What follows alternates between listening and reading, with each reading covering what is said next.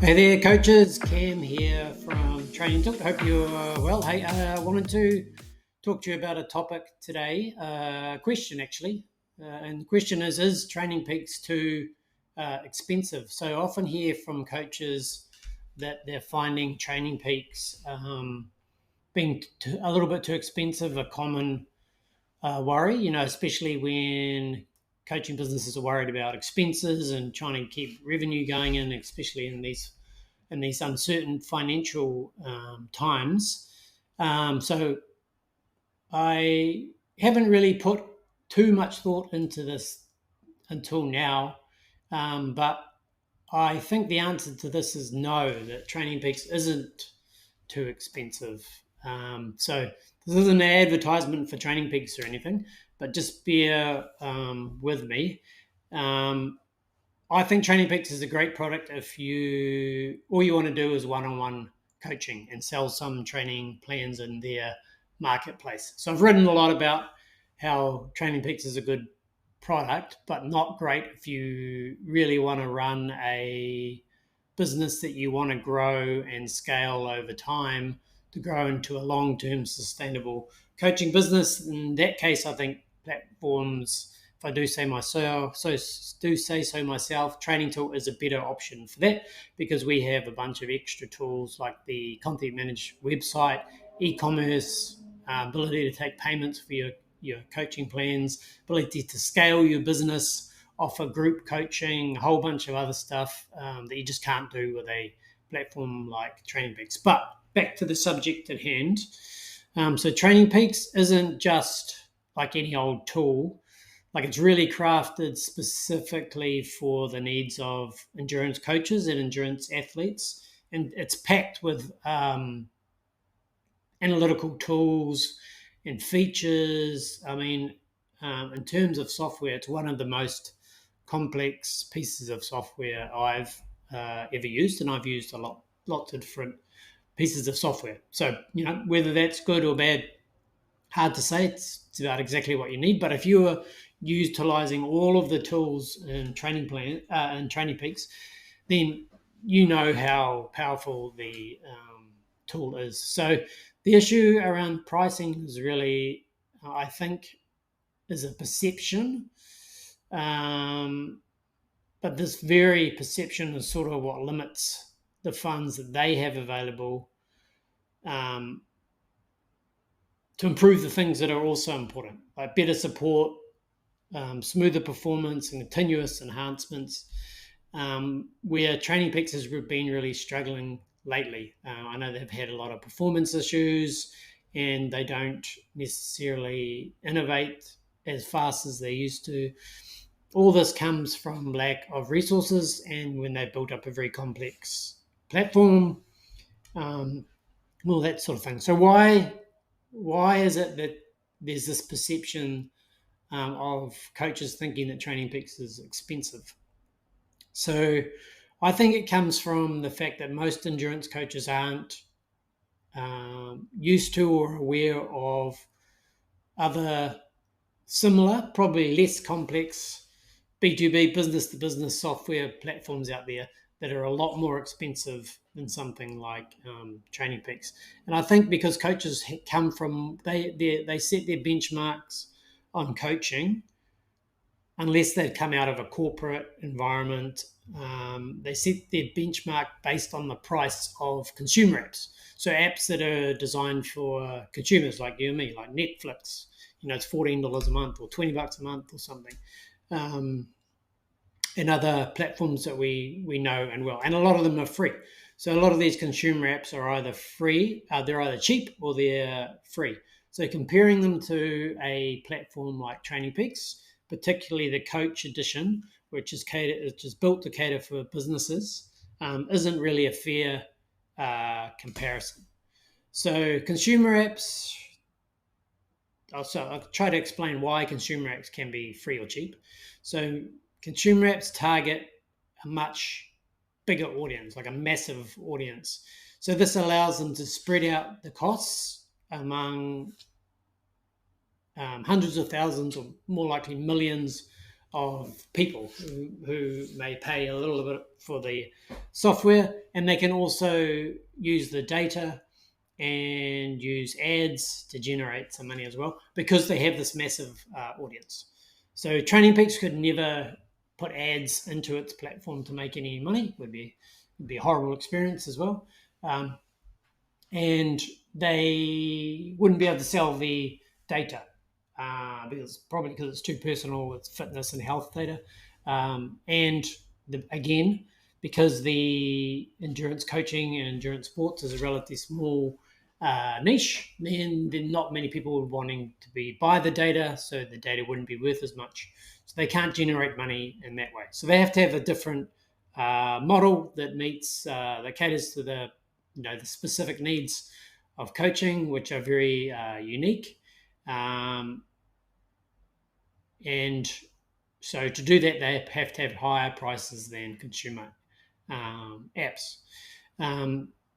So because of this, comparing pricing to consumer apps, like there's a gap in expectations. So instead of weighing up the benefits of a platform like TrainingPeaks to your business, basically you use it every day. You use it to save hours and hours, hundreds of hours a year than if you're having to do everything manually. Then it really needs to be thought about as an investment, not as a cost. So, what do I think about the future of TrainingPeaks pricing?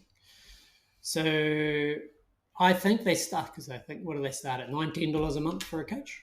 So that's basically probably running at a loss, I would say, for a company like TrainingPeaks in a niche. So they really rely on people to add more athletes and pay the premium cost. I think that might be between $8 and $12 a month or something. So those prices, in the context of inflation today, we know that there's been rampant inflation over the last few years, and TrainingPeaks cost pricing hasn't really increased over that time. So I also know that cloud infrastructure pricing has gone up after many years of hard disk prices all coming down. Now then, cloud environments tend to be more expensive than if you were just running your own service. So those expenses are increasing. So I think if I was to hazard a guess, I would say that TrainingPeaks would probably be likely to increase their prices soon, because I would say that their margins may be being squeezed, and I know ours are being squeezed because of our increased hosting costs over the last few years. So I think, if they do increase their prices, it's not just about unlocking resources so they can expand and enhance the features, give coaches good support, but also about keeping pace with the financial realities that I was just talking about: inflation, increased infrastructure costs, increased costs of talent. Like a good software developer is really expensive, and TrainingPeaks will need quite a few developers to maintain their complex product.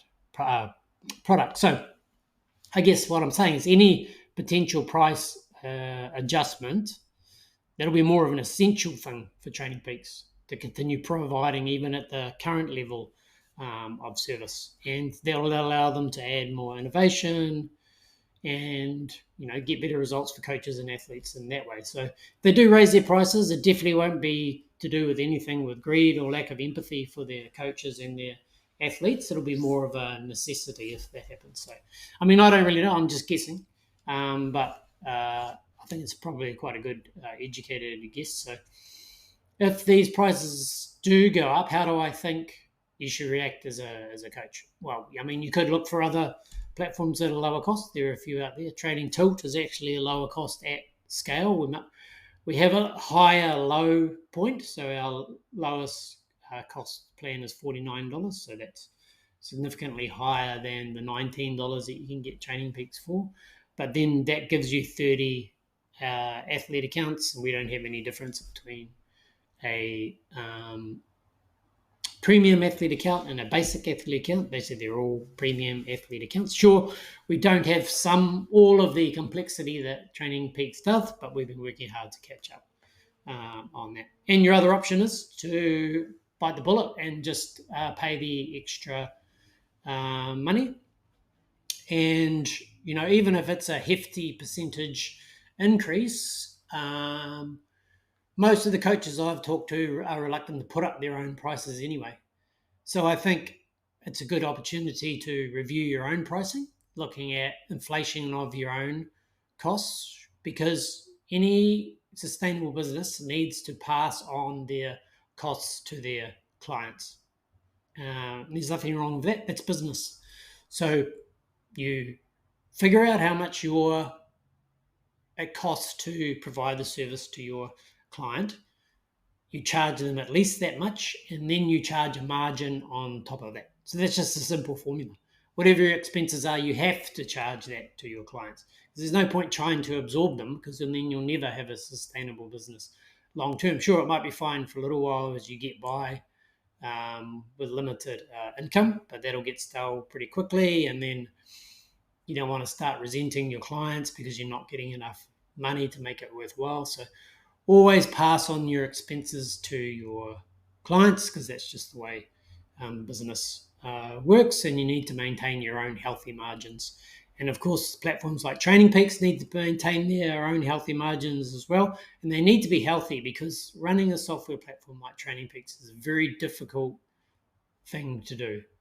So no one's going to continue to do it if they do not have a healthy margin where they can make enough profit to make it all worthwhile. Otherwise, they'll just go and work for someone else. So that's a really important thing to think about. No one starts their own business unless they get more out of it than what they put in. And that's not always money, but money is a big part of it, especially when you've been going for 20 years like TrainingPeaks has. They can't just continue for good vibes forever. They need to pay their staff, pull some money out themselves. So it's all about it, making a business sustainable and enjoyable long term. So I would say to you, do not feel bad about passing on any extra costs to your athletes, because that's just the nature of business. They'll be used to it. They've been paying more for everything, more for fuel, more for food. So that, there's no reason why they should expect your coaching to continue to be cheaper over time, because that just means you start paying them in the end for coaching instead of them paying you. So there you go. So even though I think TrainingPeaks pricing might be a little bit too low, I definitely don't like their licensing fee that they have been charging coaches in the past, where if you leave TrainingPeaks and you come back, you have to pay $99 licensing fee. I did just notice on their website that they're waiving that at the moment, so I think maybe they'll end up just turning that off, because that's not a really fair thing. Sure, if they were going to give you some extra white glove service to get you set up each time you go and come back, that would be fine, but I don't think that's what they do. So it's good to see that is gone, at least for now. So there you have it. I don't think TrainingPeaks is too expensive for most coaches. Sure, I think if you really get to, and this comes back to scalability as well, if you get to a point where you want to have hundreds and hundreds of athletes, maybe just accessing some training plans that you have, then at that point, maybe $8 to $12 a month per athlete does become quite expensive. But that's not what TrainingPeaks is for. It's not for scaling your business. It's for coaching your athletes one-on-one. So, you'll only ever get up to about 30 or 40 per coach before that becomes difficult to do. Anyway, whereas Training Tilt, once you get up to a certain level, sure, the bottom price is $49, which is a lot more expensive than TrainingPeaks, $19. But as you scale, each new athlete might only cost a few extra dollars, not 8 to 12 extra dollars. So that's the difference. Training Tilt's built for scale, where you can have like a membership site, hundreds or even thousands of athletes in the platform, not coaching them one-on-one. So it makes sense that they're cheaper to have inside the platform. So anyway, thanks for listening. I really appreciate it, and hopefully see you next time.